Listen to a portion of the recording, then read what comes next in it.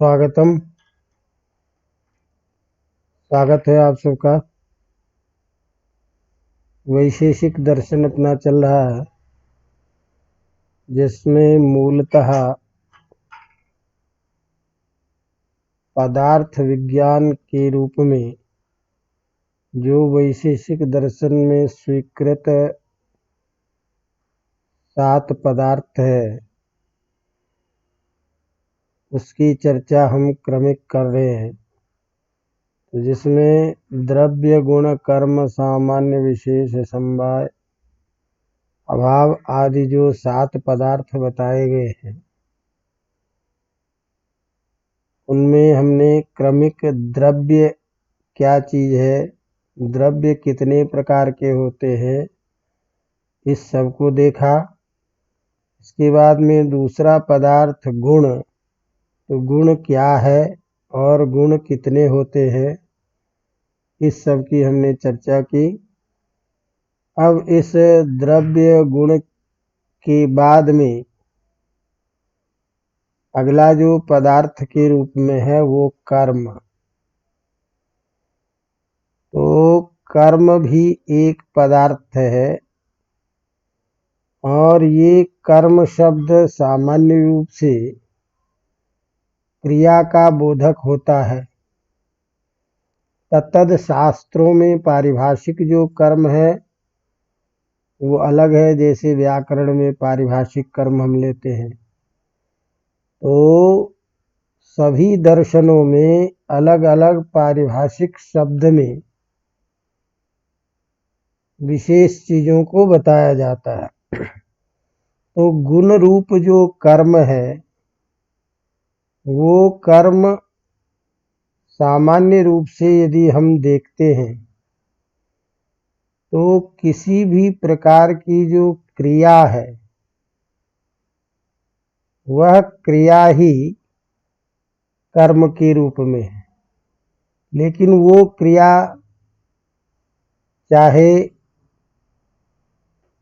चलना हो, चलन हो, स्पंदन हो, कंपन हो, इस तरह की जो कोई क्रिया होती है वो सभी यहाँ कर्म के रूप में अभिप्रेत है। तो मूलतः गुण के रूप में वह कर्म लिया जाता है जिसे लोक व्यवहार में हम कंपन कह लें, चलन कह लें, स्पंदन कह लें। ये सब जो होने वाली जो आंतरिक और बाह्य क्रियाएं हैं, सभी कर्म के रूप में कहते हैं। इसीलिए जब हम कर्म की परिभाषा करते हैं तो तर्क संग्रह में हम पढ़े हैं चलनात्मकम कर्म। तो चलनात्मकम शब्द में, इस परिभाषा में चलन शब्द है। तो चलन शब्द केवल ये नहीं कि जिसे हम हिंदी में चलना कहते हैं, पूर्व देश का त्याग, उत्तर देश का संयोग, इस रूप में जो गमन है, यही गमन मात्र चलना नहीं है। गमन है, यहाँ चलन है प्रतिक्रिया के रूप में भी। तो वह प्रतिक्रिया किसी भी रूप में हो सकती है, चलने के रूप में भी हो सकती है, स्पंदन के रूप में भी हो सकती है, कंपन के भी रूप में हो सकती है। तो इसीलिए उसको समेकित रूप से लक्षण करते हैं कि चलनात्मकम कर्म। जो चलन युक्त है, स्पंदन युक्त है, कंपन युक्त है, उन्हीं का नाम क्या है? कर्म। ये जो कर्म होता है, ये उत्क्षेपण, अपक्षेपण या अवक्षेपण, आकुंचन, प्रसारण और गमन, इस रूप में 5 प्रकार के ये कर्म हैं मोटे तौर से। तो संसार की जितने भी कर्म हैं वो सारे के सारे कर्म इस कर्म के अंतर्गत आ जाते हैं। तो चलनात्मक जो यह कर्म है, ये कर्म 5 प्रकार का होता है। एक उत्क्षेपण रूप कर्म, दूसरा अपक्षेपण या अवक्षेपण रूप कर्म, तीसरा आकुंचन रूप कर्म, प्रसारण और गमन, ये 5 कर्म होते हैं। अवगतम। तो उत्क्षेपण क्या है? उत्क्षेपण कर्म किसे कहते हैं? तो कहते हैं ऊर्ध देश संयोग हेतु उत्क्षेपणम। ऊर्ध देश संयोग हेतु, ऊर्ध मैंने ऊपर की दिशा, तो ऊपर का हिस्सा जो है, ऊपर का जो भाग है, ऊपर का जो स्थान है, उस ऊपर के स्थान के साथ जो संयोग होता है, उस संयोग को कराने वाली जो क्रिया होगी, उस क्रिया विशेष का नाम उत्क्षेपण कर्म है। मतलब ये निकला कि जिस क्रिया से किसी भी वस्तु को ऊर्ध देश के साथ संयोग हो जाता है, उस ऊर्ध देश के साथ संयोग करने का जो हेतु कारण रूप जो कर्म है, उसको हम कहते हैं उत्क्षेपण। अवगतम। जैसे हम गेंद को ऊपर की तरफ जब फेंकते हैं, तो वो गेंद जो वस्तु है, उसका ऊपर के देश में जो संयोग होता है, वो संयोग कैसे होता है? जब आप फेंकते हैं तो ऊर्ध देश के संयोग में वह जो फेंकना रूप कार्य है, क्योंकि वह ऊपर के हिस्से को संयुक्त होता है, इसीलिए ऊर्ध देश में संयोग कराने का जो कारण है, उसी कारण रूप कर्म का नाम उत्क्षेपण कर्म है। उसी को कहते हैं ऊर्ध्व देश संयोग हेतु। मैंने ऊर्ध्व देश के साथ, ऊपर वाले हिस्से के साथ, ऊपर वाले स्थान के साथ संयोग कराने का जो हेतु है, उसी का नाम है उत्क्षेपण। इसी तरह से दूसरा क्या है? अवक्षेपण, अपक्षेपण कह लीजिए, इसका बिल्कुल ठीक उल्टा। तो जिस क्रिया से नीचे के स्थान के साथ संयोग होता है, तो नीचे के स्थान के साथ संयोग होने का जो मूलभूत हेतु है, ऐसी क्रिया जिसके कारण नीचे के स्थान से किसी वस्तु का संयोग होता है, उस कर्म को हम अपक्षेपण कर्म कहते हैं। उसी के कहते हैं अधोदेश संयोग हेतु अपक्षेपण। अधो मने नीचे वाले, देश मने स्थान आदि के साथ जो संयोग होता है, उस संयोग का जो मूल कारण, अर्थात जिसके चलते वह नीचे के देश में संयुक्त हुआ, नीचे के स्थान से जुड़ा, वह जो कारणभूत कर्म है, उसका नाम है अपक्षेपण। इसी तरह से तीसरा कर्म है आकुंचन। आकुंचन का वैसे देखते हैं तो अर्थ क्या होता है? सिकुड़ना, सिमटना। तो यहां आकुंचन शब्द को विशेष के रूप में दिया जाता है, जो किसी भी के शरीर या उसकी आकृति, उसके जो पूर्ण अवयवी है, उसका बोध करा देता है। इसीलिए कहते हैं आकुंचन क्या चीज है? तो शरीरस्य सन्निकृष्ट हेतु, तो शरीरस्य सन्निकृष्ट हेतु आकुंचनम भवति। तात्पर्य क्या हुआ कि जिस किसी भी कर्म के द्वारा शरीर से और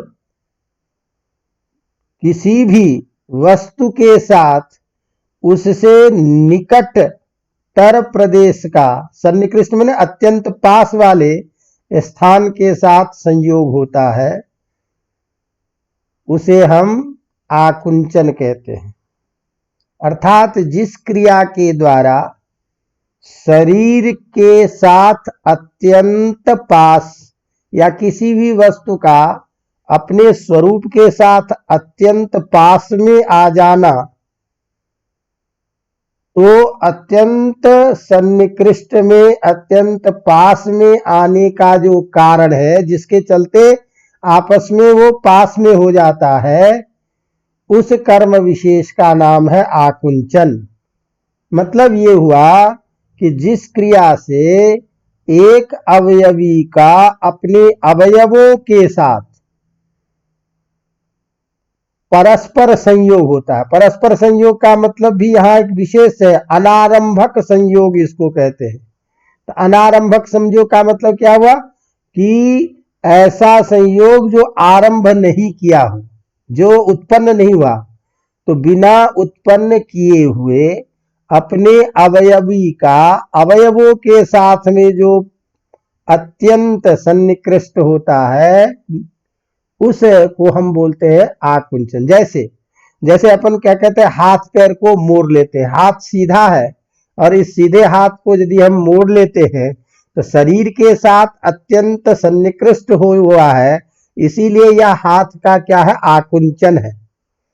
इसी तरह से किसी भी अवयव का अपने अवयवी के साथ में, तो हमने यहाँ किसी चीज को उत्पन्न नहीं किया, जो भी है उसी अवयव को अपने शरीर के अवयवी के साथ में समेट लिया।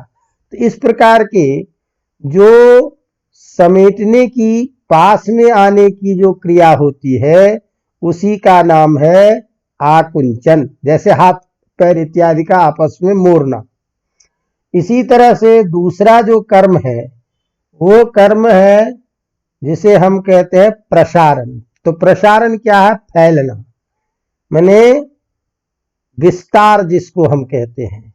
तो जिसके द्वारा शरीर से दूरवर्ती प्रदेश के साथ में संयोग होता है, तो जिस कर्म के कारण शरीर से दूरवर्ती चीज के साथ में संयोग होता है, अर्थात अवयव का अपने अवयवी के साथ में रहते हुए दूर देश का संयोग, उस संयोग का जो मूल कारण है उसी को कहते हैं प्रसारण। कहते हैं ना, पैर फैला करके सोता।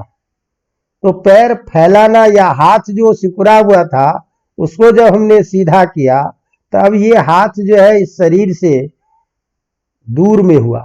इसीलिए अवयवी का अपने से दूर में जो अवयवी का फैलाव है, उसे कहते हम प्रसारण।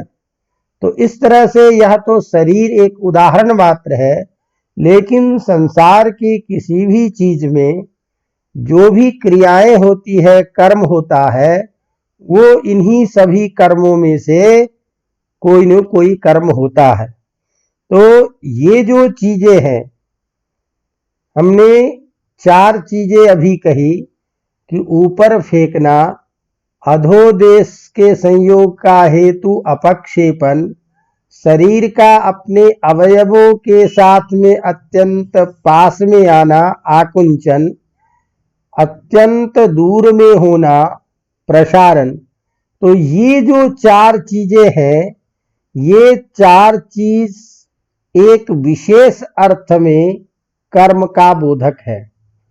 इन 4 कर्म के अतिरिक्त जितनी भी क्रियाएं हैं, जितने भी कर्म हैं, वो सभी गमन के अंतर्गत आ जाता है। अवगतम? तो उसमें अब आप चलना, दौड़ना, भागना, जो भी चीज है, ये सारी की सारी जितनी भी गत्यर्थक धातु है, गत्यर्थक प्रयोग होते हैं, सारी की सारी क्रिया ये गमन के अंतर्गत आ जाते हैं।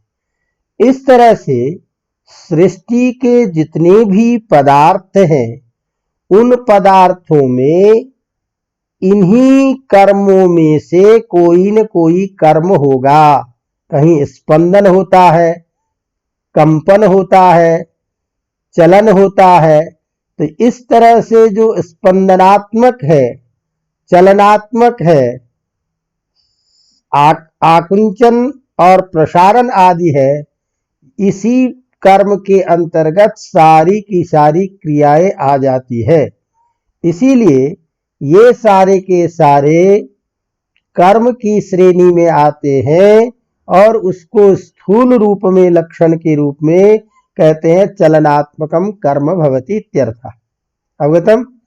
अब ये ध्यान रखिए कि ये जितने भी कर्म हैं, सभी कर्म ये प्रत्यक्ष नहीं हो सकते, क्योंकि सब में क्रिया न क्रिया हो रही है। तो पृथ्वी है, जल है, तेज आदि है, तो ये सारी की सारी जो चीजें हैं, ये इन दृष्टिगोचर द्रव्य की गति का ज्ञान दर्शन और स्पर्शन से हो सकता है। माने इनका ज्ञान जो होता है, वह जो दृष्टिगोचर पदार्थ जो है पृथ्वी, जल और तेज, ये जितने भी दृष्टिगोचर द्रव्य है, इन द्रव्यों की गति का ज्ञान, जैसे देखते हैं कि पानी चल रहा है, तो ज्ञान या तो स्पर्श से होगा कि इसमें कंपन हो रहा है, और या तो उसके उस दृष्टि से होता है। लेकिन वह स्वरूप का बोध जो है, जो मूल जो क्रिया हो रही है उसमें, उस क्रिया का प्रत्यक्ष नहीं हो सकता।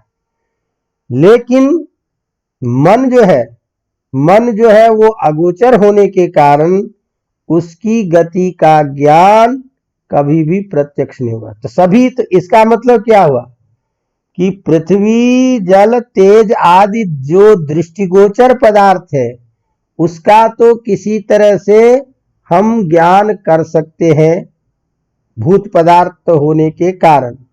लेकिन मन जो है वो चूंकि अगोचर पदार्थ है, इसलिए अगोचर पदार्थ होने के कारण उसकी गति का प्रत्यक्ष ज्ञान इस रूप में नहीं हो पाता है। अतः इसमें जितने भी कर्म हैं, इसमें मन की जो गति का जो कर्म है, मन द्रव्य का जो कर्म है, वह तो बिल्कुल ही अप्रत्यक्ष होता है। लेकिन पृथ्वी, जल, तेज इत्यादि भूत पदार्थ जितने भी है द्रव्य, उसमें जो गति है, उसमें जो क्रियाएं होती है, इसका कुत्रचित दर्शन के द्वारा और कुत्रचित स्पर्श के द्वारा इसके कंपन आदि का बोध होता है। अवगतम। अब यहां ये जो हमने चार चीजें देखी है, उत्क्षेपण, अपक्षेपण, आकुंचन, प्रसारण और गमन, ये जो 5 प्रकार के कर्म हैं, इसमें ध्यान में ये रखना है कि उत्क्षेपण आपने क्या कहा कि जो ऊर्ध्व गति है, तो ऊर्ध्व गति का ही नाम है उत्क्षेपण। यह जो उत्क्षेपण होता है, वो किसी न किसी प्राणी के अधीन हुआ करता है। तो कोई न कोई, जैसे आपने गेंद को फेंका, तो उत्क्षेपण का कर्म कोई न कोई करेगा। इसीलिए यह उत्क्षेपण कर्म किसी न किसी प्राणी के अधीन हुआ करता है। अब जब कोई प्राणी जो है, वह जब गेंद को फेंकेगा, तो वह गेंद जितनी दूरी तक गया, उत्तर देश, ऊर्ध्व देश के साथ में संयोग जो हुआ, उसका कारण क्या हुआ? आपका फेंकना।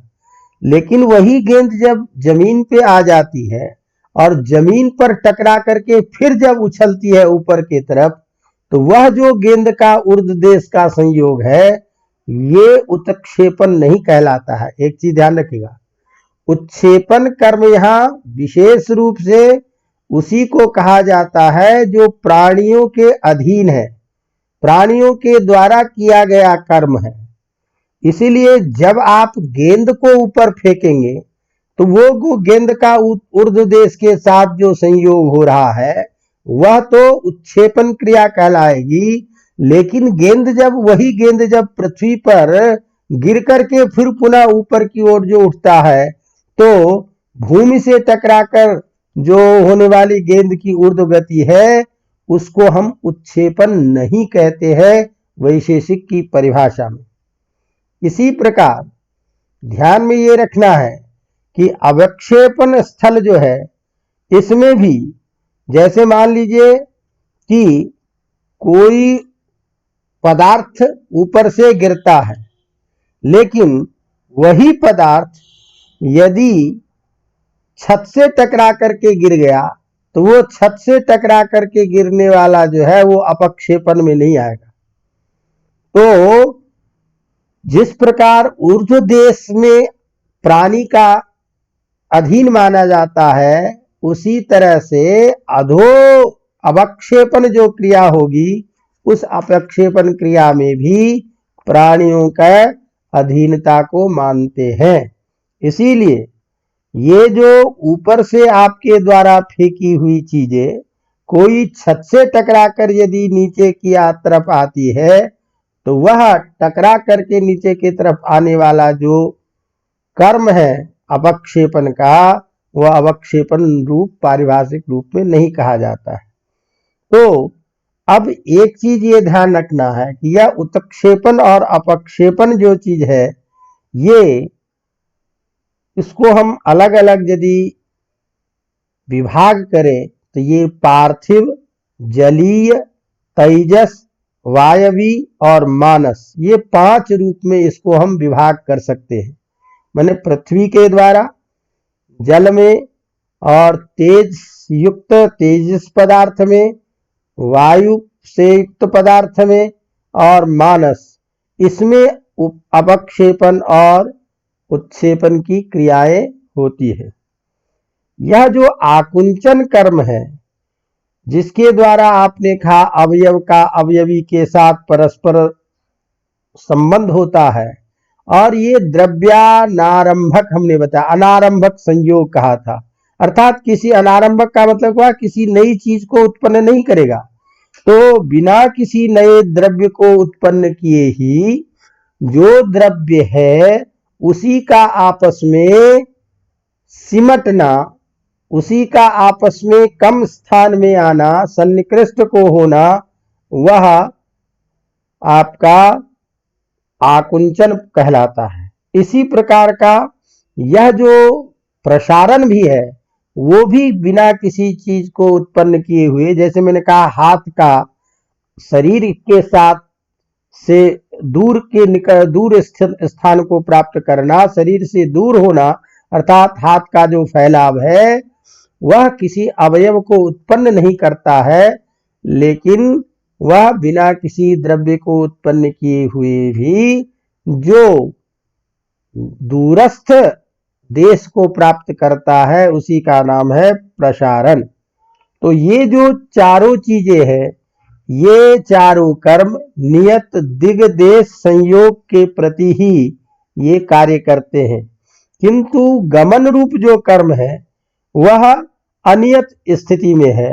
इसीलिए अनियत दिक माने दिशा के साथ संयोग हो सकता है और उसी के अनुकूल होता है। इस तरह से ये चारों के चारों जो कर्म है, इसी का जब हम अवान्तर भेद करते हैं तो कहीं भ्रमण, रेचन, पिघलना, ये सारे के सारे जो है ये कर्म इस सारे के अंतर्गत आ जाते हैं। इस तरह से यह कर्म नाम का जो तृतीय पदार्थ है, ये 5 भागों में विभक्त करके इसको देखा जाता है, और यह चलनात्मक कर्म सामान्य रूप से माना जाता है।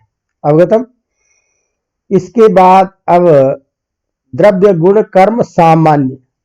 सामान्य भी एक पदार्थ विशेष है, तो यह सामान्य क्या चीज है?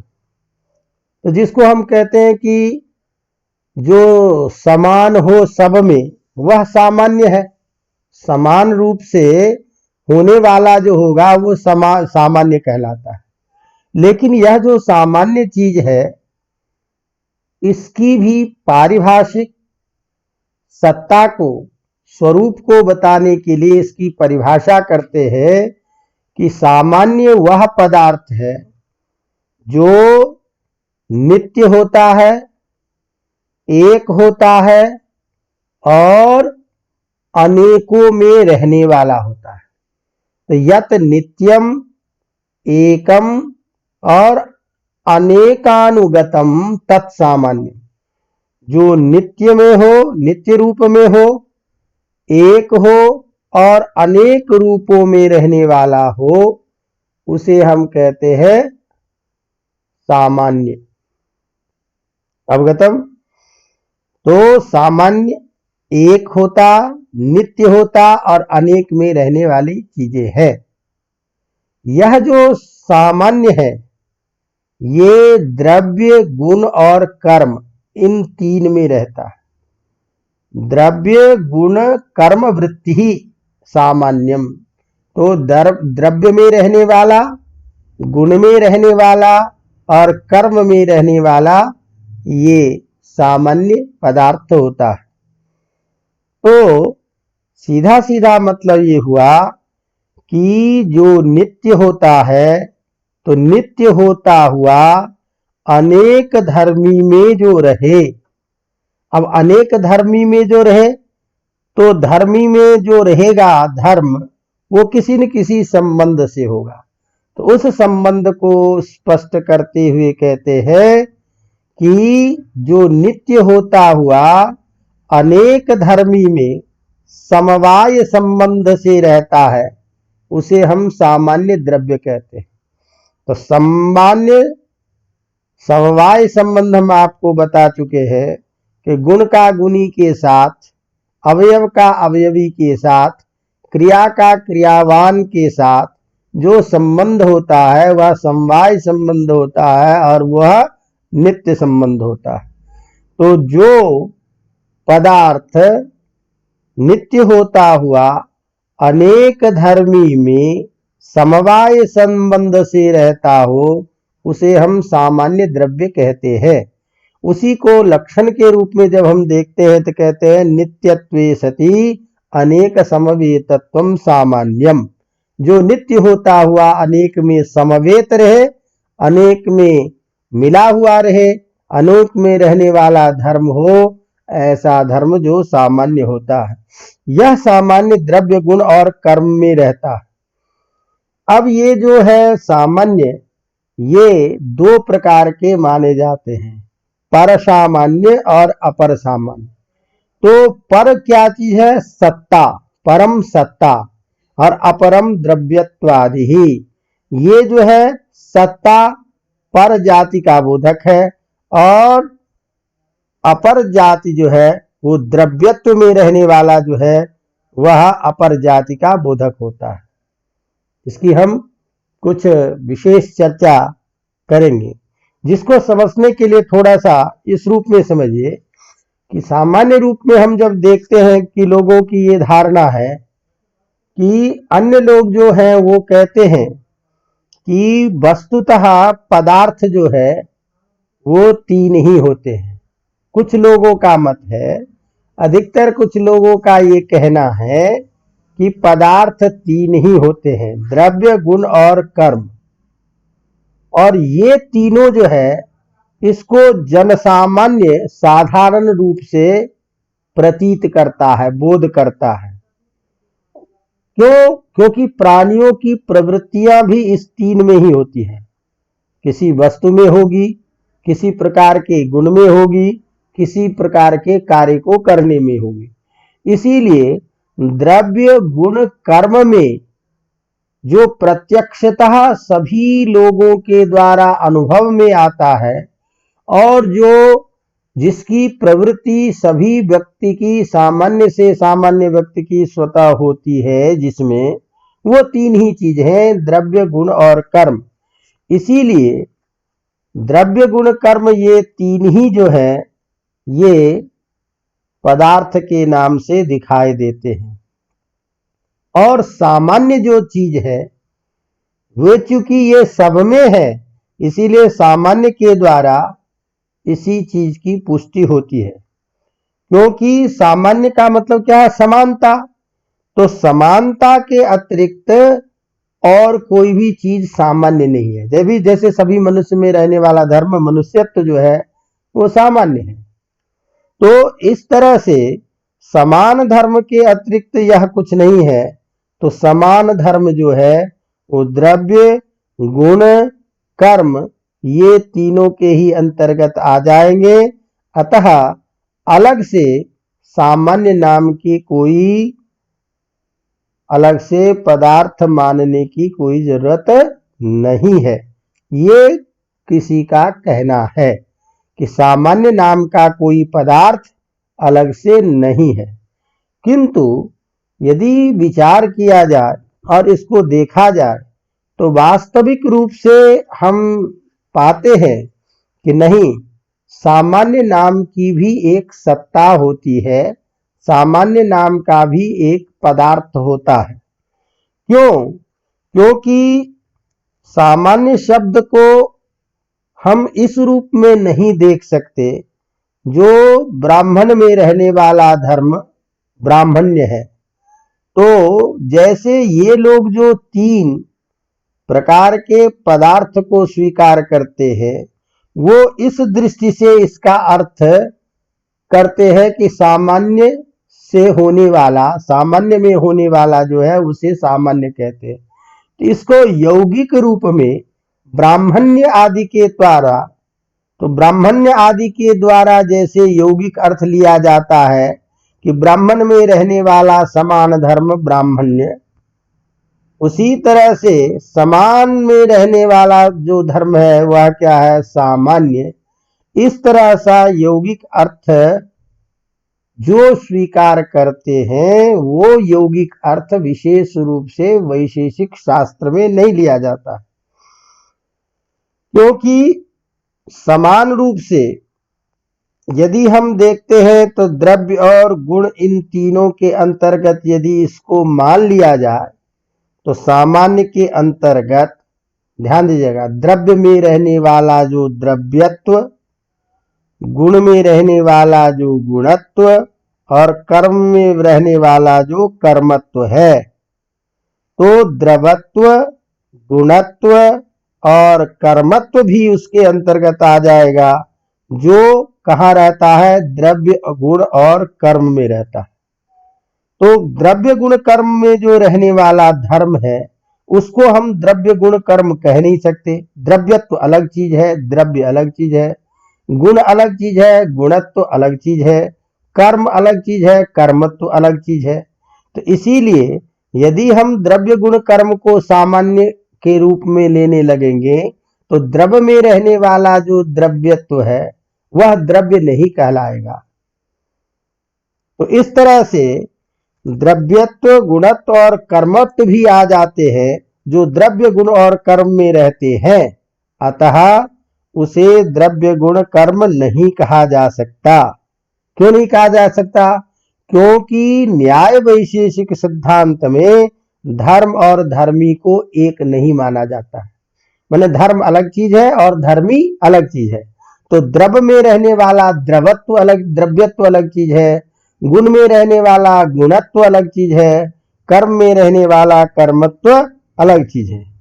अतः यह द्रव्य में रहने वाला जो द्रव्यत्व है वह समवाय संबंध से द्रव्य में रहता है, गुण में रहने वाला जो गुणत्व है वह समवाय संबंध से रहता है।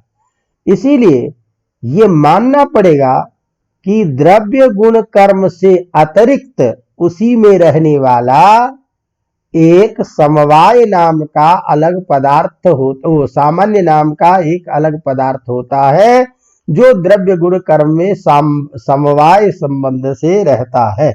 अवगतम? जो गुण कर्म द्रव्य गुण कर्म से भिन्न होता है।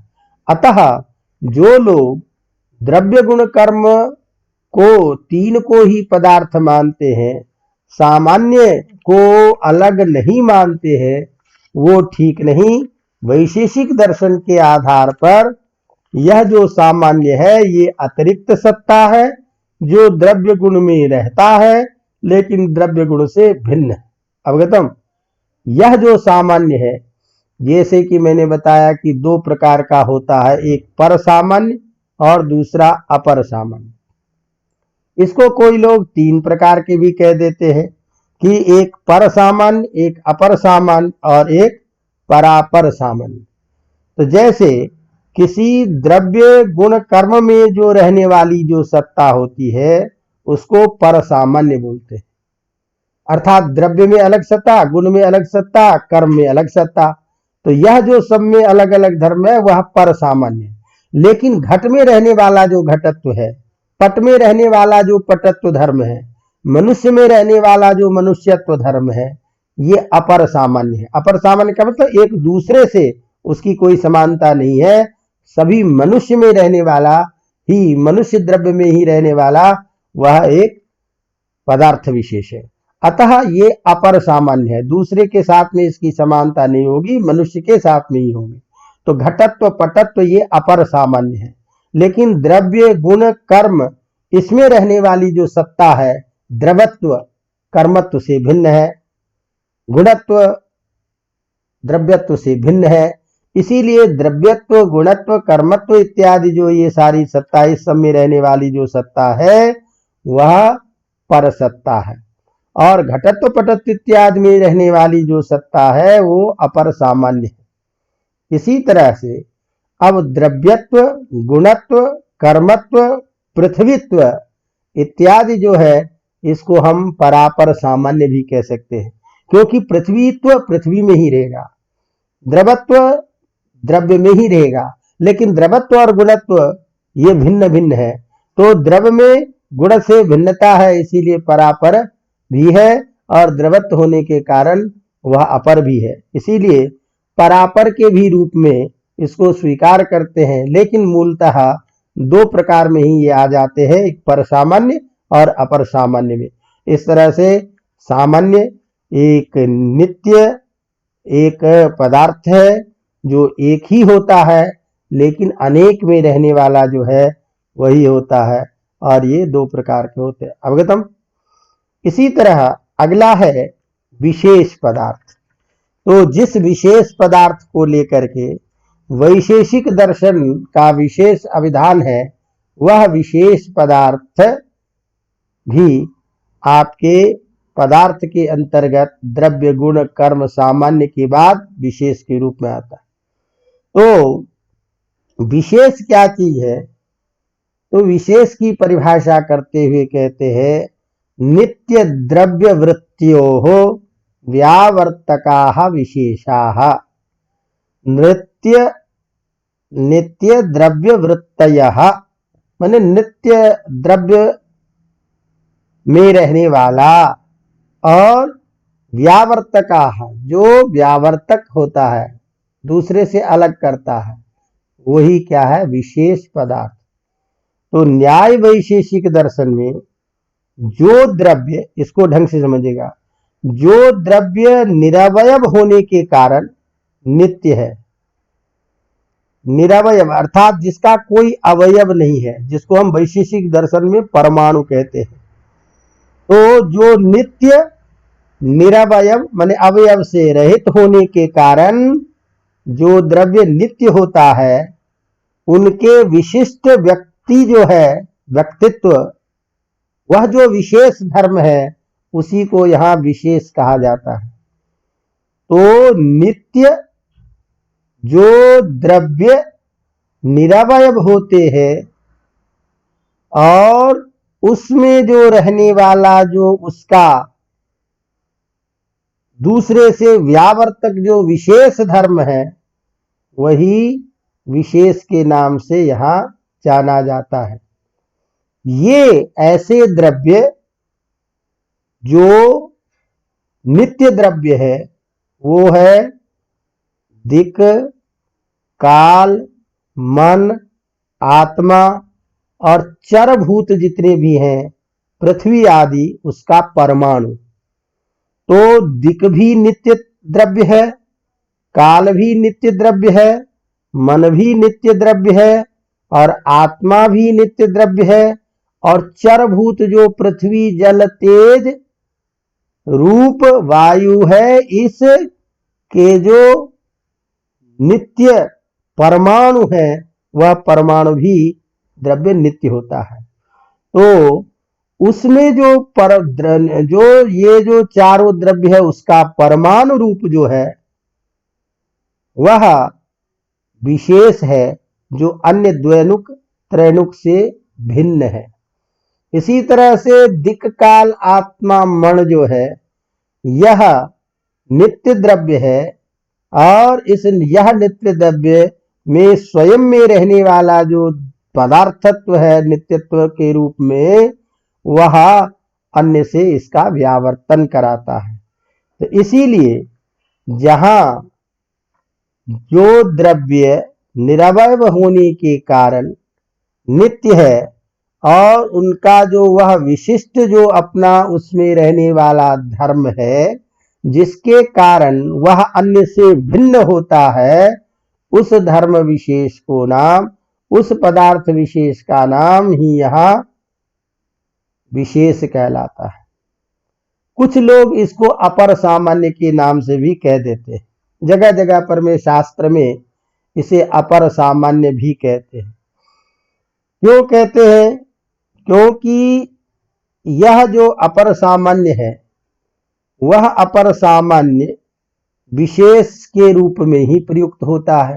जो पर सामान्य ना हो, अपने में ही रहे, तो अपर सामान्य का मतलब वह भिन्न किसी दूसरे से नहीं रहेगा, इसीलिए अपर सामान्य विशेष है, क्योंकि वह अपने आश्रयभूत जो है उसी का विशेषक होता है, उसी का विशेष बोध कराता है।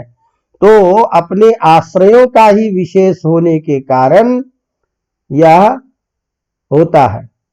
लेकिन वो यहाँ जो विशेष जो लोग इस अपर सामान्य को बोध करते हैं, वह यहाँ वैशेषिक दर्शन में ठीक नहीं है, उचित नहीं है। यह विशेष पदार्थ क्या है कि इन नित्य पदार्थ में रहने वाला एक विशेष है। तो क्यों विशेष है? क्योंकि इसी में रहता है, नित्य पदार्थ में ही रहता है। तो परमाणु, आकाश, काल, दिक्, मन, आत्मा आदि में एक एक में रहने वाला, माने प्रत्येक में रहने वाला वह एक अति विशेष है।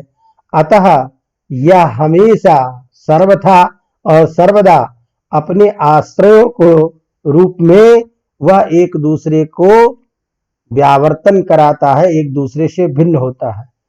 तो इसको हम यूं कह लीजिए कि इसको इस रूप में आप समझने के लिए और समझ सकते हैं कि जैसे मान लीजिए कि एक मन का दूसरे मन के साथ में भेद कैसे हो।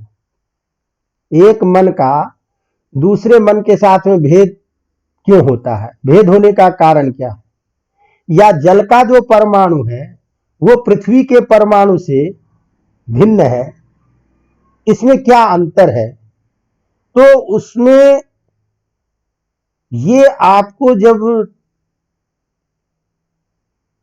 कारण ढूंढने की जब बात आएगी तो आपको वह एक विशेष ही ऐसा पदार्थ है उसमें रहने वाला धर्म, जिसके कारण सभी परमाणु में अंतर माना जाता है। अवगतम? तो जिसके कारण वह अपने अवयवों से उसमें समानता होते हुए भी हम देखते हैं कि इसमें स्पष्ट अंतर है। परमाणुत्व तो सब परमाणु है, लेकिन परमाणु होता हुआ भी जल का परमाणु अलग है, पृथ्वी का परमाणु अलग है। तो इसलिए समानता होते हुए भी स्पष्ट अंतर है, लेकिन इसमें अवयवों का धर्मों में भिन्नता होने के कारण ये एक दूसरे से भिन्न नहीं है। अतः इसी विशेष के कारण एक जो परमाणु है वो दूसरे परमाणु से, या एक जो आत्मा है वो दूसरे आत्मा से भिन्न माना जाता है, भिन्न पहचाने जाते हैं। और इन द्रव्यों में अपना वह व्यक्तिगत ही जो स्वरूप है जिसके कारण वो पहचाना जाता है, इसीलिए वो विशेष कहलाता है। तो इसलिए ये विशेष जलगत परमाणु, पृथ्वीगत परमाणु, नित्यगत परमाणु में प्रत्येक में अपने ही आश्रय में रहने वाला है और एक दूसरे से व्यावर्तक होता है। अतः यह विशेष यहाँ लिया जाता है। तो नित्य द्रव्यों में रहने के कारण यह विशेष भी नित्य होता है। तो यह विशेष नाम का जो पदार्थ है ये भी नित्य होता है। लेकिन कार्य द्रव्य जितने भी हैं, घट पट आदि जितने भी कार्य द्रव्य है, उस कार्य द्रव्य में भी अलग से आपको विशेष जो है ये मानना पड़ेगा, तभी घटत्व पटत्व का भेद होगा। तो सावयव जो पदार्थ है, जैसे मान लीजिए कुर्सी, टेबल इत्यादि है, उसमें इसी परमाणु के या इसी विशेष धर्म होने के कारण वो एक दूसरे से अलग माने जाते हैं। अतः इन पदार्थों का अलग बोध तभी संभव होगा जब विशेष नाम की कोई सत्ता स्वीकार की जाएगी। अतः वैशेषिक दर्शन में विशेष नाम की सत्ता को अलग से माना गया है द्रव्य के रूप में। केवल नित्य निरवय जो नित्य द्रव्य है उसका मूल अंतर विशेष द्रव्य के कारण होता है। अतः विशिष्ट द्रव्य अपने विशेष के कारण पहचाने जाते हैं, विशेष से ही वो अलग होते हैं, इसीलिए वह अलग स्वतंत्र सत्ता है और वह नित्य द्रव्य में रहता है, इसीलिए स्वयं विशेष भी नित्य माना जाता है। विशेष का कभी भी प्रत्यक्ष नहीं होता, वे परमाणु की तरह एक अगोचर पदार्थ के रूप में माना जाता है। अवगतम? तो यही जो परमाणु का जो पृथक पृथक परमाणु है जिससे अलग अलग सृष्टि की प्रक्रिया होती है ईश्वर की इच्छा के कारण, अदृष्ट के कारण जीवों को अपने कर्म फल भोगने के लिए यह शरीर आदि प्राप्त होता है। इन सब में अलग अलग जो परमाणु हैं उसी परमाणु का जब स्थूल रूप में ईश्वर की इच्छा से उसका बृहत तत्व महाभूत आदि के रूप में बनता है, तभी वह सृष्टि की प्रक्रिया होती है। अतः परमाणु रूप में रहने वाला वह एक विशेष धर्म है जो नित्य पदार्थ में रहता है। अवगतम? चलिए, इसी तरह से अगला आपका है समवाय। तो समवाय नाम का जो यह पदार्थ है वह क्या है? तो उसके लिए कहते हैं नित्य संबंध समवाय। नित्य संबंध जो होता है वही होता है समवाय। समवाय, विशेष समवाय। तो हमने द्रव्य गुण कर्म सामान्य विशेष यहां तक पढ़ लिया। विशेष के बाद अगला जो है वो क्या है? समवाय पदार्थ। तो समवाय क्या चीज है? तो उसके लिए कहते हैं नित्य संबंध समवाय।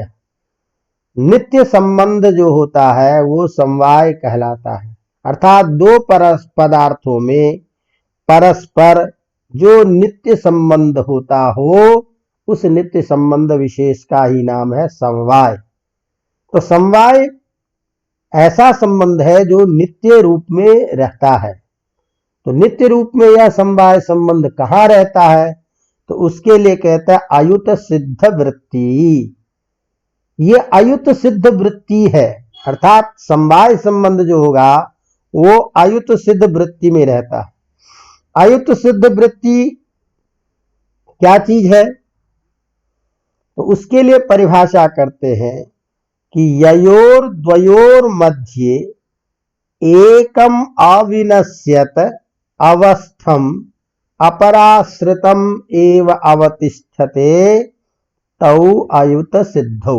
अर्थात वो दोनों पदार्थ जिन दोनों पदार्थों में से किसी एक पदार्थ के नष्ट होने तक दूसरा पदार्थ बिना नष्ट हुए उस पदार्थ में विद्यमान रहे, तो ऐसा जो हमेशा उसमें रहने वाला जो संबंध विशेष है वह संबंध विशेष जिसको हम अलग अलग नहीं कहें, अलग रह नहीं सकता है एक दूसरे के बिना जो, तो एकम अविनश्यत जो एक जो है वो कभी नष्ट नहीं होता हुआ, अवस्थम उसी में स्थित रहता हुआ, अपराश्रितम एव तिष्ठते एक दूसरे में आश्रित होता हुआ रहता है, ऐसा संबंध जो होता है वो नित्य संबंध कहलाता है। जैसे हम अवयव अवयवी की इत्यादि की चर्चा करेंगे। तो सामान्य रूप से क्या हुआ कि हम इसको यूं कहें कि नित्य संबंध को ही समवाय संबंध कहते हैं, अयुक्त सिद्धों में ही उसका संबंध होता है। तो अयुत सिद्ध पदार्थ क्या चीज है? तो जिन दो पदार्थों, वर्तमान दो विषयों के अंदर एक दूसरे में रहता हुआ वह नित्य रूप से विद्यमान रहता है, नित्य रूप से उस दोनों के साथ में जुड़ा होता है, वो दोनों पदार्थ अयुत सिद्ध कहलाते हैं। जैसे मैं आपको कहा कि घट जब रहेगा तो कपाल में ही रहेगा, कपाल के अतिरिक्त घट की सत्ता हो नहीं सकती। तो एक पदार्थ है घट, दूसरा पदार्थ है कपाल, तो एक के बिना दूसरा जो नहीं रह सकता है, तो ये दोनों पदार्थ अयुत सिद्ध पदार्थ है। अवगतम? तो ये घट और कपाल अयुत सिद्ध है। इन दोनों का जो परस्पर संबंध होगा वह संबंध ही समवाय है। यह समवाय संबंध कहाँ होता है? अवयव का अवयवी के साथ में, गुण का गुणी के साथ में, क्योंकि गुणी में हमेशा गुण रहेगा, गुणी को छोड़ करके गुण रह नहीं सकता, अवयव को छोड़ करके अवयवी रह नहीं सकता। इस तरह से अवयव का अवयवी के साथ, गुण का गुणी के साथ, क्रिया का क्रियावान के साथ, व्यक्ति और जाति इनका और नित्य द्रव्य में ये रहने वाला संबंध है। इसीलिए यह ऐसा संबंध है जो अंतिम क्षण तक एक दूसरा जो है वो जब विनष्ट होता है अंतिम क्षण तक अवश्य अपने आधेय माने आश्रय में रहता है। तो आधेय माने जो वस्तु है जिसमें वह धर्म विद्यमान रहता है, उसमें अंतिम क्षण तक वो बना रहता है। तो आधे आधार बीच के, आधे और आधार इन दोनों के बीच हमेशा जो बना रहे, आधार में आधे की प्रतीति कराता रहे, ऐसा जो संबंध है वही समवाय संबंध कहलाता है। तात्पर्य निकला ये सारांश में इसको यूं कहे कि जहां कहीं भी किन्हीं दो वस्तुओं के अंदर एक को दूसरे के द्वारा विशेषित करके समझा जाता है कि ये इसमें ये धर्म है, ये इस चीज का वाला है, तो वो दो चीजें जो है वो उसमें तीन बातें हमेशा सामने में आती है, दिखाई देती है। जैसे मान लीजिए एक उदाहरण के तौर पर हम कहते हैं कि ये आम पीला है, तो यह आम पीला है, इसमें एक पदार्थ क्या हो गया? आम। दूसरा पदार्थ कौन हो गया? दूसरा उसमें गुण कौन हो गया? पीला। तो इस प्रकार के इसमें एक हो गया आम, दूसरा हो गया पीला का रूप जो पीलापन है वो, और तीसरा एक उसमें संबंध हुआ जो आम को और पीलापन को जोड़ रखा है, योजक संबंध। तो ये तीन चीजें हैं। तो उन तीनों के बीच में आम जो फल है वह एक पार्थिव द्रव्य है, पीला जो रूप है वो क्या है? गुण पदार्थ है, और उन दोनों में रहने वाला जो संबंध है, जो स्वरूप के द्वारा उसको विशेषित करता है आम को, उसको एक विशेष रंग के रूप में बोध करा रहा हो, वह आबद्ध करने वाला वह संबंध विशेषी क्या है? समवाय। अतः यह समवाय संबंध एक ऐसा संबंध है जो ऐसे पदार्थ जो अयुत सिद्ध पदार्थ में रहे वो समवाय, और जो युत सिद्ध पदार्थ होता है, जो अलग अलग पदार्थ है, उसमें रहने वाला जो संबंध होता है वो संयोग होता है। इसीलिए संयोग संबंध अनित्य होता है। जैसे मान लीजिए हम कहते हैं दंडी पुरुष है, तो डंडा है हाथ में, इसीलिए उसको हम दंडी बोलेंगे। तो डंडा एक ऐसे पदार्थ है जो अलग भी रह सकता है, तो दंड अलग पदार्थ है और दंडधारी अलग है, तो उस दोनों में जो परस्पर संबंध है दंडा लेने के कारण दंडे का उसके साथ संयोग है। तो इस तरह से दो युत सिद्ध पदार्थ एक दूसरे के बिना जो रह सके, ऐसे जो पदार्थ होते हैं उसको युत सिद्ध पदार्थ कहते हैं, और वे दोनों पदार्थ जो अलग अलग रह नहीं सकते उसको हम अयुत सिद्ध कहते हैं। तो उसी को कहते हैं कि एकम अविनश्यत अवस्थम, एक विनष्ट, कभी विनष्ट नहीं होता हुआ, जो उसी में स्थित दूसरे में अवस्थित रहता है अंतिम क्षण तक, ऐसा जो संबंध विशेष है उसी को हम कहते हैं समवाय संबंध। अवगतम। इस तरह से हम देखते हैं कि द्रव्य, गुण, कर्म, सामान्य, विशेष और समवाय, और अंतिम संबंध है जिसे हम कहते हैं अभाव। अभाव भी एक संबंध नहीं, अभाव एक पदार्थ, अंतिम पदार्थ क्या है? अभाव। तो अभाव भी पदार्थ है, ये प्रत्यक्ष अनुभव में आता है। इसीलिए अभाव को भी वैशेषिक दर्शन में अलग पदार्थ के रूप में स्वीकार किया है। यद्यपि अभाव क्या है? वस्तु का न होना। तो किसी चीज के नहीं होने की भी सत्ता प्रत्यक्ष सिद्ध है, इसीलिए अभाव को भी सातवें पदार्थ के रूप में माना है। तो अभाव वह पदार्थ है जो द्रव्य, गुण आदि जितने भी पदार्थ गिनाए गए हैं, इन सभी पदार्थों के अंतर्गत इसका अंतर्भाव नहीं हो सकता, इसके साथ में इसका बोध नहीं हो सकता। इसीलिए अभाव का अस्तित्व इस रूप में, जैसे द्रव्य, गुण, कर्म है, इस रूप में इसका अस्तित्व स्वीकार नहीं होता है। लेकिन जैसे यह प्रत्यक्ष अनुभव में आता है कि जैसे रात में आकाश की तरफ जब हम देखते हैं तो सूर्य का नहीं होना मालूम होता है, तो सूर्य का नहीं होना ये स्पष्ट मालूम होता है कि सूर्य की सत्ता नहीं है। तो इस तरह से सूर्य के नहीं होने वाला जो सत्तात्मक जो बोध है, इसका भी प्रत्यक्ष अनुभूति, प्रत्यक्ष उसका बोध हो ही रहा है। इसीलिए वह जो सूर्य के नहीं होने की जो सत्ता है, उसी को हम अभाव पदार्थ के नाम बोलते हैं। जैसे चंद्रमा और तारागण है, इसकी सत्ता का बोध हो रहा है, उसी तरह से सूर्य नहीं है, इस सत्ता का भी बोध होता है। इसीलिए अभावात्मक नाम का भी एक पदार्थ अलग से स्वीकार करना पड़ेगा। और सबसे बड़ी बात यह है कि ये जो अभाव पदार्थ है, ये प्रत्येक जन्मासन्नस में अनुभव में आता है,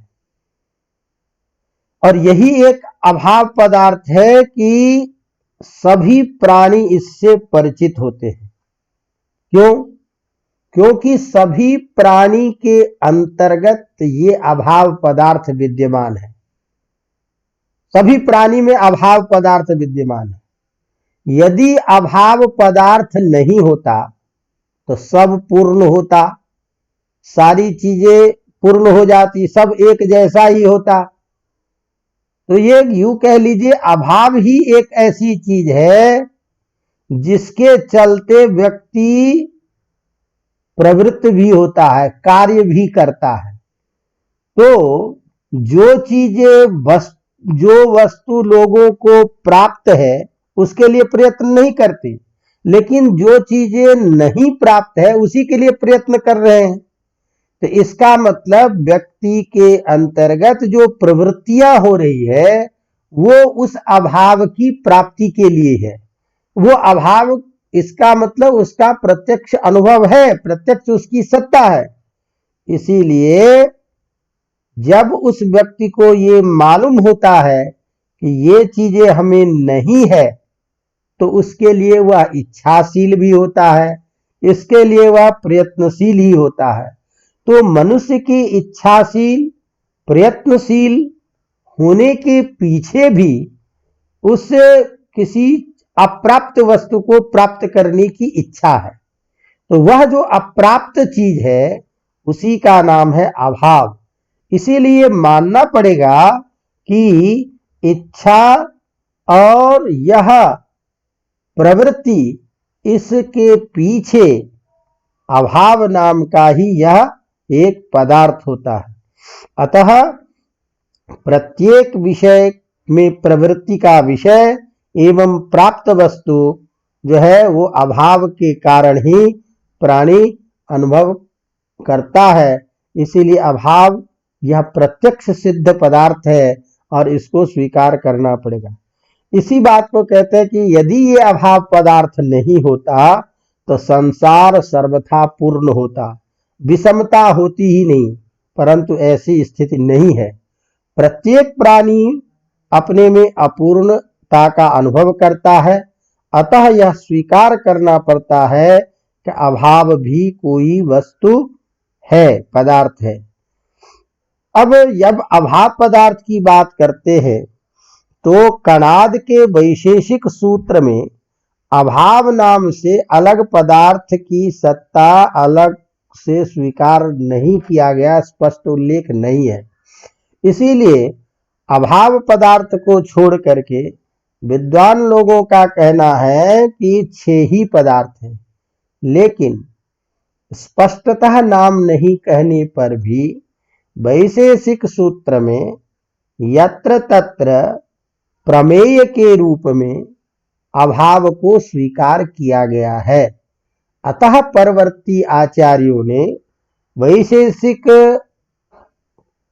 सूत्र के कर्ता कणाद के द्वारा प्रमेय के रूप में जहां तहां अभाव को स्वीकार करने के कारण ये निश्चित करते हैं कि अभाव भी एक स्वतंत्र प्रभाव अभाव ये होता है और स्वतंत्र पदार्थ के रूप में इसको स्वीकार करना चाहिए।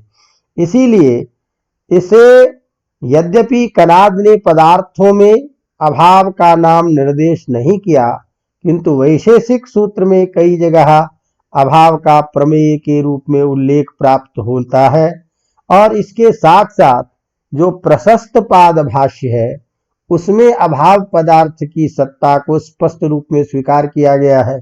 और जैसा कि मैंने आपको प्रारंभ में भी कहा था कि अभाव जो है ये प्रशस्त पाद भाष्य जो है यह यद्यपि सूत्र का भाष्य है, किंतु अपने आप में स्वतंत्र रूप में एक ग्रंथ कहा जा सकता है वैशेषिक दर्शन का। तो उस प्रशस्त पाद भाष्य में अभाव पदार्थ की सत्ता को स्पष्टता स्वीकार किया गया है। अतः वैशेषिक दर्शन में 7वें पदार्थ के रूप में अभाव को स्वीकार किया जाता है। यह जो अभाव है यह अभाव मूलतः 2 प्रकार के होते हैं। एक होता है संसर्गाभाव और एक होता है अन्योन्याभाव। अर्थात संस्कार कितने प्रकार के? ये अभाव मूलतः 2 प्रकार के, एक संसर्गाभाव और दूसरा अन्योन्याभाव। संसर्गाभाव क्या चीज है? तो 2 वस्तुओं में संसर्ग अर्थात संबंध, तो 2 वस्तुओं में जो संसर्ग जो संबंध है उस संबंध का जो अभाव है उसे कहते हैं संसर्गाभाव। यह संसर्गाभाव जो अभाव है ये 3 प्रकार का होता है। ध्यान दीजिए, अभाव मूलतः कितने रूप में? 2 रूप में, संसर्गाभाव दूसरा अन्योन्याभाव। संसर्गाभाव जो है ये 3 प्रकार का, एक प्राग अभाव, दूसरा प्रध्वंसाभाव, तीसरा अत्यंताभाव। तो अभाव 3 प्रकार के इस रूप में।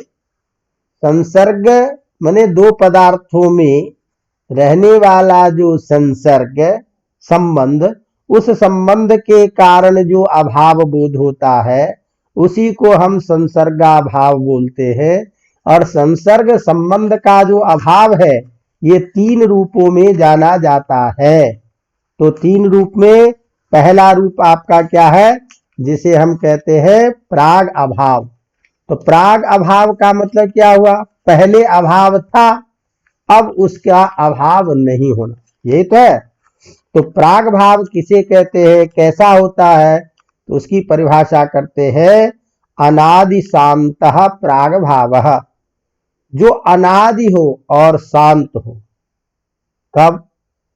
उत्पत्ति है प्राक पूर्वम कार्यस्य, तो उत्पत्ति से पहले, कार्य की उत्पत्ति से पहले जिसका अभाव हो,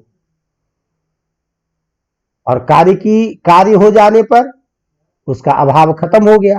तो कार्य के हो जाने पर अभाव खत्म हो गया, इसीलिए शांत है। और जब तक कार्य हुआ नहीं था तब तक उसका अभाव था, और वह अभाव अनादिकाल से चलता है। इसीलिए जो अनादि और शांत अभाव होता है उसे कहते हैं प्राग अभाव। तो उसी बात को लिखते हैं, किसी द्रव्य, कार्य द्रव्य, मान लीजिए जैसे घड़ा है, तो घड़े आदि के बनने से पूर्व मिट्टी में जो घट का अभाव है वह प्रागभाव कहलाता है। वह मिट्टी है, मिट्टी अभी घड़े के रूप में नहीं हुआ है, तो मिट्टी में अभी घड़े का अभाव है। लेकिन यह जब घड़ा बन गया तो घड़े का अभाव अब रहेगा नहीं, इसीलिए घड़ा का अभाव पना खत्म हो गया, इसीलिए शांत भी है। तो जब तक घड़ा नहीं बना था उसमें मिट्टी में घट का अभाव अनादिकाल से चला आ रहा था, अनादिकाल से विद्यमान था। लेकिन जब घड़ा बन गया तो उस अभाव का अंत हो गया, इसीलिए वह कार्य से पहले सत्ता का संबंध जिसके साथ में नहीं था वह प्राग अभाव रूप कहलाता है। इसीलिए प्राग अभाव अनादि और शांत होता है। तो उस अभाव को हम प्राग अभाव कहते हैं, जो कार्य के पूर्व में जिसका अभाव हो और कार्य होने के बाद जिसका अभावपना खत्म हो जाए, उस अभाव को हम प्राग अभाव कहते हैं। इसी तरह से दूसरा अभाव है प्रध्वंसाभाव। तो प्रध्वंसाभाव जो है ये उत्पत्ति के बाद की चीज है।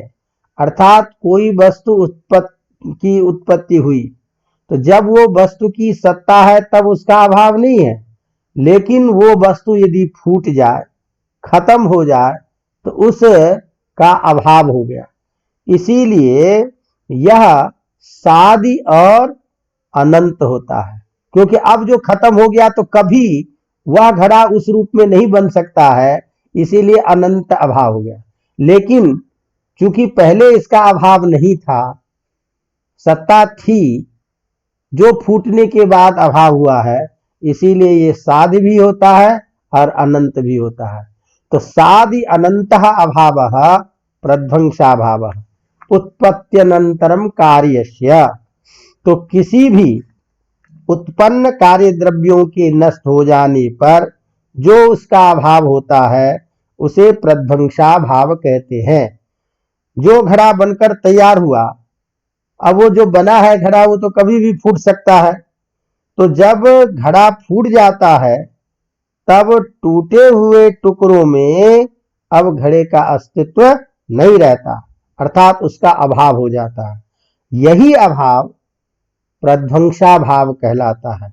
यह अभाव घड़ा फूटने के समय से उत्पन्न होता है और इस अभाव का अब कभी अंत नहीं होगा, क्योंकि वो घड़ा जब फूट गया तो उस रूप में अब फिर घड़े की स्थिति नहीं हो सकती।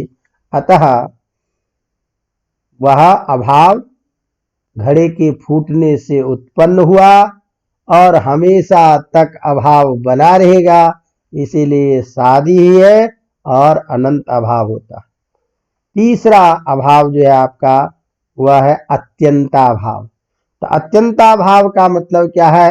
त्रैकालिक संसर्गावच्छिन्न प्रतियोगिता को अभाव अत्यंताभाव, अर्थात त्रैकालिक माने तीनों कालों का जो संबंध है वह संबंध का जो प्रतियोगी अभाव माने उसका संबंध का जिसका तीनों काल के साथ में कभी संबंध हो ही नहीं सकता, तीनों काल में जिसकी सत्ता कभी रह नहीं सकती, ऐसा जो अभाव होता है उसी को हम बोलते हैं अत्यंताभाव। अब खरगोश का सींग कभी होता नहीं है, तो कभी नहीं देखा गया, इसीलिए खरगोश का सींग क्या है? उसका अत्यंताभाव। ये नहीं है कि वो पहले नहीं था फिर बाद में हुआ फिर टूटा, ऐसा नहीं है।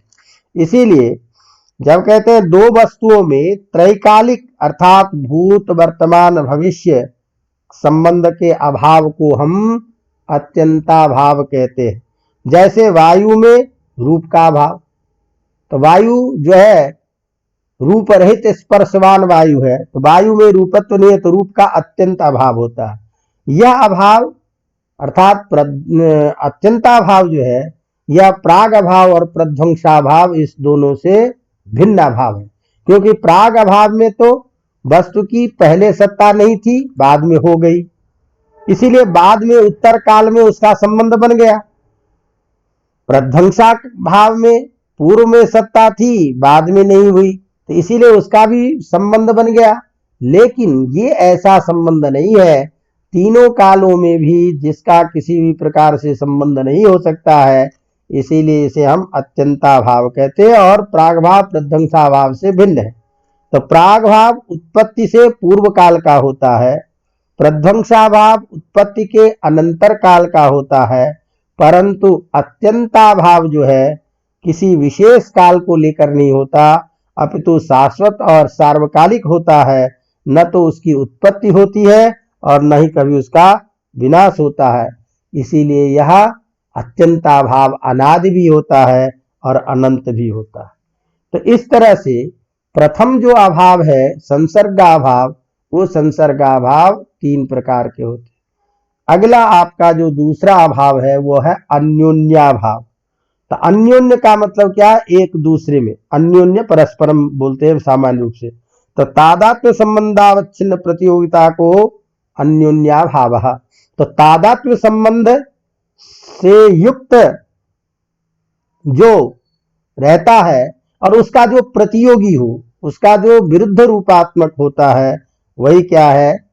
वह अन्योन्याभाव होता है। माने एक वस्तु का दूसरे वस्तु के साथ में उसका संबंध नहीं होना, एक में दूसरे चीज का अभाव होना। जैसे हम बोलते हैं, मान लीजिए घटः पटो न, घड़ा जो है पटने, घट पट नहीं है, तो घट और पट दोनों भिन्न भिन्न पदार्थ है, तो घट में पटत्व का अभाव, पट में घट का अभाव, ये जो है परस्पर एक दूसरे में होने वाला जो अभाव होता है, उसी अभाव को हम अन्योन्याभाव कहते हैं। इसी को कहते हैं अन्योन्याभाव का अर्थ है दो वस्तुओं का एक नहीं होना। जब एक वस्तु दूसरी वस्तु से भिन्न होती है, तब उसका अर्थ यह होता है कि पहली वस्तु में दूसरी वस्तु का अभाव, दूसरी वस्तु में पहली वस्तु का अभाव। जैसे हमने बताया घट में पट का अभाव और पट में घट का अभाव, ये जो दोनों में परस्पर एक दूसरे में होने वाला अभाव है, इसी को हम अन्योन्याभाव कहते हैं। तो जैसे हमने कहा घट पट नहीं है, अर्थात घट पट से भिन्न है, इसका अर्थ ये हुआ कि घट का पट रूप में अभाव है और पट का घट के रूप में अभाव है। इस तरह से यह जो अभाव है एक दूसरे से दूसरे को भिन्न बताता है, इसीलिए इसे हम भेद मूलक अभाव कहते हैं। इसीलिए अन्योन्याभाव जो है ये भेद मूलक अभाव कहलाता है। संसर्गाभाव जो है वह तो संबंध का अभाव करता है, लेकिन अन्योन्याभाव जो है वो परस्पर तादात्म्य का अभाव करता है। तो तादात्म्य क्या हुआ कि वह दो पदार्थ जो है उसमें जो रहने वाला जो उसमें धर्म है, उस दोनों धर्म को अलग अलग बनाता है, उस दोनों धर्म में भिन्नता होती है, इसीलिए तादात्म्य का अभाव होता है। तो अत्यंताभाव की तरह यह अन्योन्याभाव भी अनाद एवं अनंत होता है। तो इस तरह से यह अभाव नाम का जो पदार्थ है, यह पृथक से वैशेषिक दर्शन में स्वीकार किया जाता है और ये परीक्षा में कई बार प्रश्न पूछता है अभाव पदार्थ। तो इस तरह से विशेष अभाव ये जो पदार्थ है, और सामान्य रूप से द्रव्य कितने हैं, गुण कितने हैं, बाकी जो चीजें हैं वह तो कम, लेकिन द्रव्य गुण और इसके बाद में कर्म का भी ध्यान रखिए, कर्म कितने प्रकार के माने जाते क्या कहते हैं। लेकिन ये अभाव पदार्थ कई बार परीक्षा में पूछते हैं, तो इसको इस दृष्टि से ध्यान में रखिए। तो इस तरह से वैशेषिक दर्शन में स्वीकार किए जाने वाले जो हमारे जितने भी पदार्थ हैं, उन सातों पदार्थों की हमने चर्चा की। अब हम इसके बाद वैशेषिक दर्शन का जो कुछ मूलभूत सिद्धांत है उसको एक रूप में लेंगे जिसे हम परमाणुवाद कहते हैं, और सृष्टि की प्रक्रिया में परमाणु को मान करके चलता है वैशेषिक दर्शन, इसलिए परमाणुवादी दर्शन है। तो उसकी हम कुछ चर्चा करेंगे। बाकी सारी चीजें न्याय दर्शन की तरह ही सामान्य है, जो ईश्वर की भी सत्ता को उसी तरह स्वीकार करते हैं, और पदार्थ की सत्ता के बारे में हमने आपको बताया ही। तो यह परमाणु से जो सृष्टि की उत्पत्ति होती है और उस परमाणु से उसकी प्रक्रिया कैसे होती है, तो यद्यपि मूलतः परमाणु को द्वैनिक त्रैणुक आदि महाभूत के रूप में ये कार्य ईश्वर के द्वारा होता है, लेकिन वह ईश्वर जब शिक्षा करता है तो जीव के अदृष्ट कर्म के आधार पर वो उस तरह की सारी चर्चा करते हैं। तो कुल मिला के उसमें ये तात्पर्य आपको है कहना कि परमाणु से सृष्टि की उत्पत्ति होती है, इसीलिए वैशेषिक दर्शन को परमाणुवादी कहते हैं। तो यह जो परमाणु विशेष के द्वारा उसकी चर्चा की है, इसके बारे में हम कुछ चर्चा करेंगे। तो आगे के प्रश्नों के साथ फिर हम दूसरे पाठ में आप सबसे मिलेंगे, इसीलिए अब इसको यहीं पर मैं विश्राम देते हैं। धन्यवाद।